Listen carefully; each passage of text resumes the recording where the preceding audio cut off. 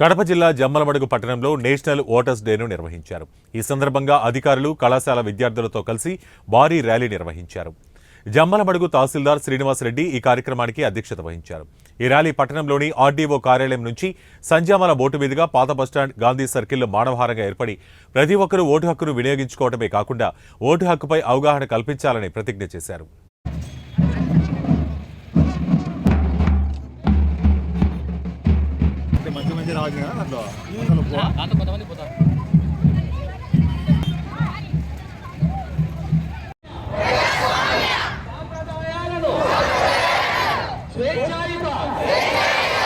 ప్రతి ఓటర్ అంటే నేను తప్పకుండా ప్రతి ఒక్కరూ వాళ్ళ ఓటు హక్కును వినియోగించుకోవాలి అన్న థీమ్ మీద ఈ ఇయర్ మనము నేషనల్ ఓటర్స్ డే జరుపుకుంటున్నాము.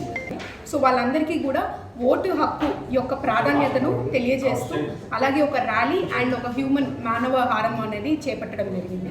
ఓటు హక్కు అన్నది ప్రతి ఒక్కరికి ఎంత ఇంపార్టెంట్ అన్నది, అలాగే కొత్తగా ఓటు నమోదు చేసుకోవడానికి మనం ఫామ్ 6 అనే దాని ద్వారా కొత్తగా అంటే ఈ 18 సంవత్సరాలు నిండిన ప్రతి ఒక్కరు కూడా వాళ్ళ ఓటు హక్కును నమోదించుకోవడానికి ఫామ్ 6 ద్వారా అప్లై చేసుకోవచ్చు. అలాగే ఫామ్ 7 అంటే ఎవరైనా చనిపోయినప్పుడు కానీ, లేకపోతే వాళ్ళు ఇక్కడి నుంచి ఎక్కడికన్నా మైగ్రేట్ అయినప్పుడు కానీ, లేకపోతే పొరపాటున డబుల్ ఎంట్రీగా వాళ్ళ ఓటు వచ్చినప్పుడు కానీ వాళ్ళు ఫామ్ 7 ద్వారా వాళ్ళ ఓట్ని అంటే డబుల్ ఎంట్రీ ఉన్న వాటిని కూడా డిలీట్ చేయించుకోవచ్చు.